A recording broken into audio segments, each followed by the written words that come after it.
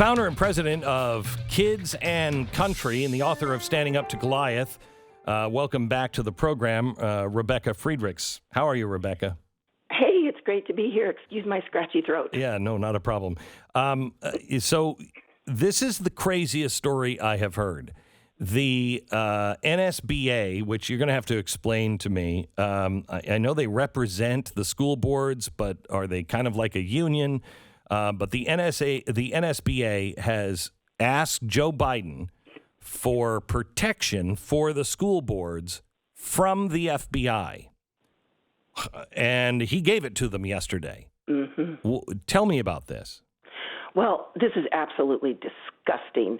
It's an attack on our constitutional freedoms, and it's the government weaponizing itself against taxpayers, against parents who are trying to protect their children. So I'll answer your first question. The National School Boards Association is a union. It's a union for school board members, and the NSBA claims to represent 90,000 school board members, but that's not true.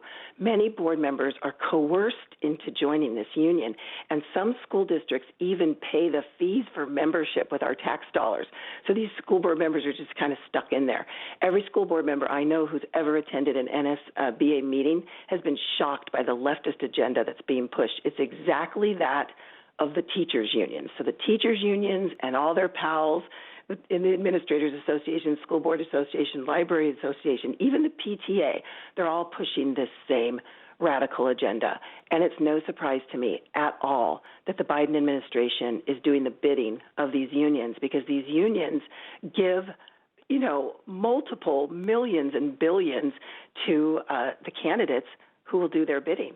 So that's what's going on here, and America needs to wake up. We're in the middle of a communist takeover in this country, and the unions are the ones behind it. They're the ones funding it and pushing it, and using our, elected officials to get this done. That's quite a statement, but I agree with you. We are in the midst. I think we are in a revolution. One side is aware of it, and the other side wants to just keep their head buried in the sand.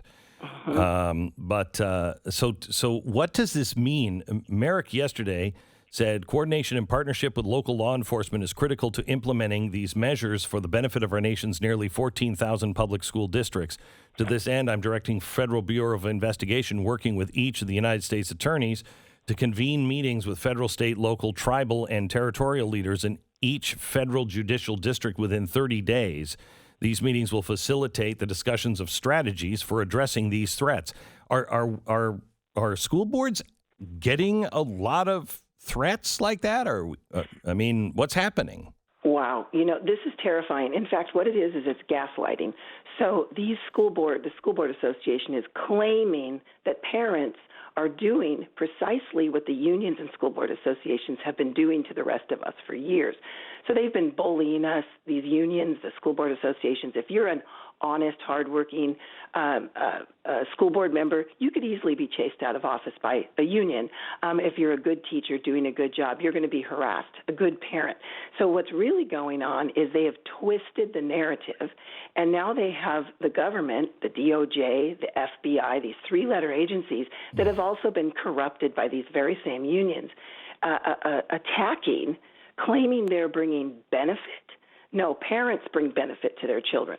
Good teachers bring benefit. These corrupt unions and school board associations bring zero benefit. They are the threat, but they're flipping it and claiming that we're the threat. This is frightening, and like I said before, America really needs to awaken. And earlier I mentioned this communist takeover.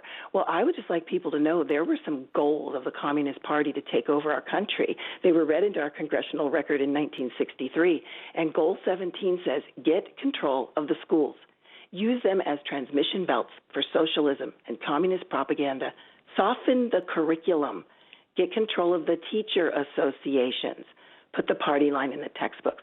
We're just watching this come to fruition. Mm-hmm. They got control of the school board associations as well, and most other government unions in our country. So it's not only the FBI that's coming after people. Biden is, I guess, going to use the Postal Service to intervene against threatening letters and cyberbullying attacks. See what I mean? So the post office is controlled by unions too.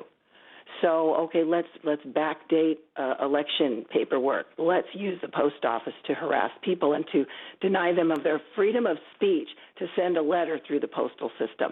This is out of control. This is the weaponizing of the government against the people, and we the people are sovereign. We are citizens, which means that we are the leaders. We are, equal, and these folks are supposed to be serving us. They're out of control. We need to put them back in their place. So this is going to be a massive fight. Here is where the rubber meets the road. I'm really tired of people saying, "Well, I'm a good teacher and I'm in the teachers union." Get out of the teachers union.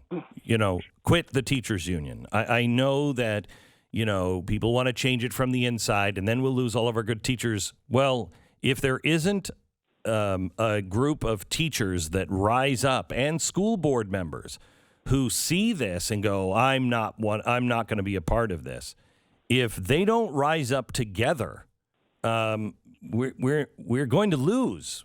We're going to lose. You can't stay silent in your job, and as a parent, you can't stay silent. Amen in all capitals, Glenn. We have been speaking out for so many years, and I am a teacher, my husband, 40-year teacher, so I can say this. If you are a teacher and you say you're a good teacher and you're still paying the government unions, you are complicit in evil. You are complicit in harming children, sexualizing children, harming parents. If you are a good teacher, leave the union today, and then we'll believe you're a good teacher. Good teachers must stand up with good parents, with good school board members. We have something we call Adopt a Teacher, where we ask good parents and others to just get every teacher you know and educate them, because most of them have no idea that we won them the right to stop funding unions because the unions passed a bunch of laws to make it illegal for employers to tell people they've been freed from unions. So please help us to get the work out there. They can find all the information they need on our website. It's called forkidsandcountry.org. And amen, we must stand together. Things are out of control. We could have stopped this a long time ago if teachers would have listened and awakened, and school board members and others and parents and pastors. We all need to stand together. Are you seeing still the groundswell? Because it seems to have gone quiet a bit. Are you still? We are seeing the groundswell around critical race theory, which, by the way, in this NSBA letter, they lied and said they're not teaching it in our schools. Right. Yes, they are. Yes, they are. They're implementing it in every subject. They use tricky wording to try to make it sound like they're not doing that. But yes, we see a groundswell around CRT, which thank God. But there's so many other problems in our schools. What we don't see a groundswell around is people awakening to the fact that the root cause of every single branch issue you are fighting is the teacher unions and their communist agenda and the other government unions. We have to awaken people to stop thinking their government union is their friend. Their government union is destroying them, their profession. They will destroy your pension that they've promised you at some point if we fall to communism. So people have to awaken. Stop trusting these government unions. If we can get them out, take away their power, we could fix all these problems. Rebecca, thank you so much. I appreciate everything that you've done. She's the author of Standing Up to Goliath. She's been standing up to Goliath for a very long time. She was a teacher for 28 years. She's also the founder and president for Kids and Country.